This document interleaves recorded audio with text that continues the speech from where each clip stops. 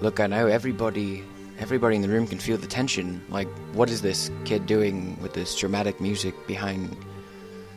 Well, first of all, it's not even a joke. It's not funny. It is dramatic. Metals! Oh. That's a metal. Look at that steel, copper, cast iron. Whew.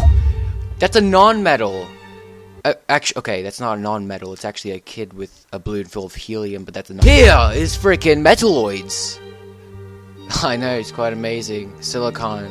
Oh, boron. I can't see the other ones. Tellurium, antimony. Oh.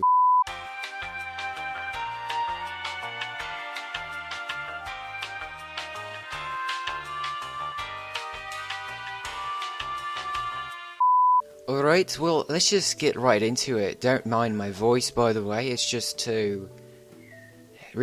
honestly, it's just to make me entertained while I'm doing this. And it's really bad, but I have ADHD. I can't control it. Anyway, look at this black and white periodic table. We're going to be showing you the locations, alright? But before we show you the locations of these 3 different individual types of elements, we can't do that. That's way too much. That's like, black and white's not... It doesn't capture your attention as good as this periodic table. Look at this one. Look how many colors. All the colors of the rainbow. You basically spilled some Skittles on that periodic table. Boom, there you go.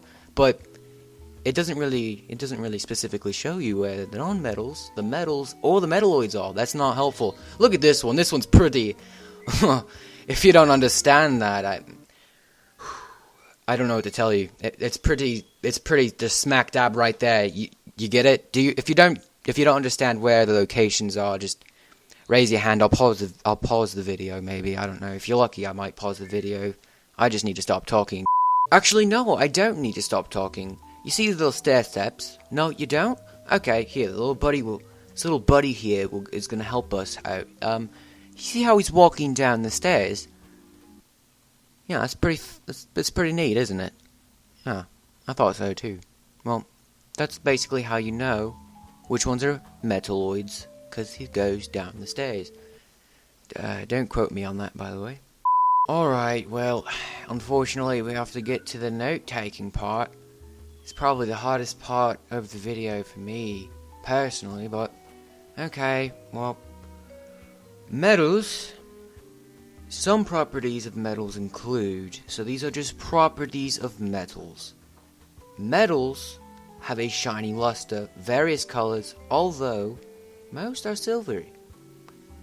Now there's many types of silvery, like you got silver, and then you have silvery. You just add that "-ry" at the end, and it really does.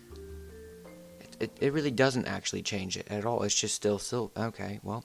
Metal solids are malleable and ductile, just meaning if you take a piece of metal and you smash it with a hammer, a sledgehammer. I mean, adding sledge in front of hammer didn't really do much, but you get the point. You smash it down, and pretty sure it's just gonna dent in, and the more you do it, it's gonna just break down. It's just one after another. I don't know what I'm doing. Okay, so seriously, I need to stop making myself look like I'm I don't know, unintelligent or something.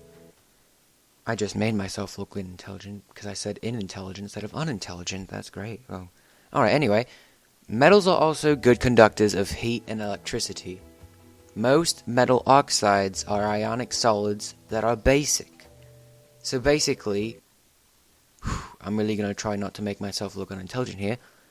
Metal oxides are ionic solids, basically meaning they are paired with other non-metals, a metal and a non-metal, so they balance out charges.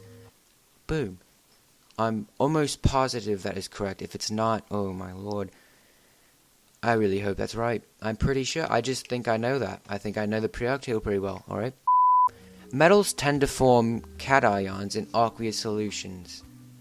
Alright, they tend to form negative charges in liquid solutions. Alright? All metals are solid except mercury. I said that with a very weird emphasis. It's alright. They have high melting points. They, as in metals, by the way. Metals have high melting points. Why do you think we cook on with metal frying pans and metal pots and stuff.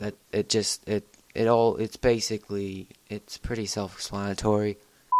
Okay, I don't want this video to be too lengthy. It's already like 5 minutes long, so I'm just gonna try my best to do this. And if you guys have questions, just go ahead and ask them at the end.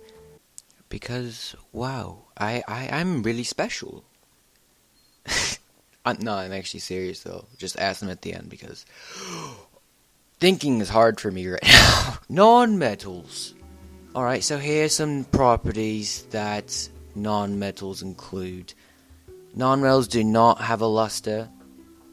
Metals do, of course, but non-metals don't. Various colors, of course, just like metals. Non-metal solids are usually brittle. Some are hard, some are soft. Non-metals are poor conductors of heat and electricity, which, by the way, all of these are pretty much complete opposite of the metals. Most non-metal oxides are molecular substances that form acidic solutions. Oh lord, that just looks confusing. I have to explain that, don't I? I do! Oh lord, okay, I'm gonna give it a go, alright? I'm gonna give it a go. Okay, so basically why all non-metal oxides are acidic. By the way, I'm not actually looking this up right now, reading it directly off the website whatsoever. I would never do that. That'd be awful, wouldn't it?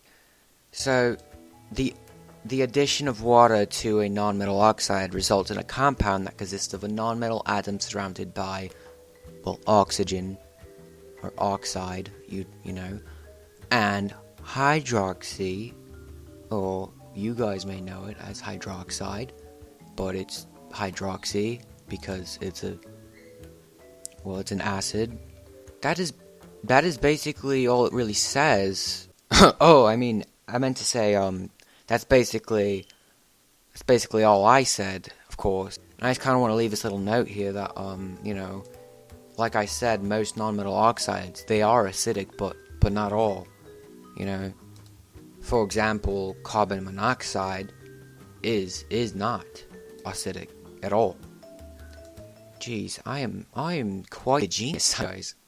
I'm sorry, you guys are gonna have to excuse the fan in the background. You probably don't even hear it, but I'm gonna just mention it anyway because it's really hot in my room. So, anyway, non-metals usually tend to form anions or oxyanions in aqueous solution.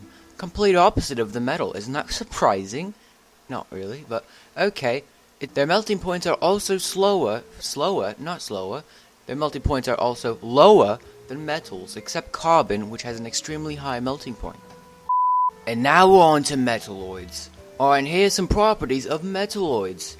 Metalloids have properties like both metals and non-metals, so basically they're just thrown together, you know, they're just boom. That clap symbolized them being thrown together, by the way. Some metalloids are electrical, semiconductors, and are the key elements used in integrated circuits and computer chips. Isn't that quite fascinating? They are brittle rather than malleable, and that is more leaning towards the whole non-metal part, so that's probably where the non-metal gets thrown in with the metals. There you go. Thanks for watching, I hope you guys learned something, and I'm very thankful that you guys actually put up with this voice for, well, I mean, it's not like you had a choice, you kind of have to, you're forced to listen to this. Really, I'm just torturing you, that's actually really god-awful. But yeah, thanks for watching. Yeah.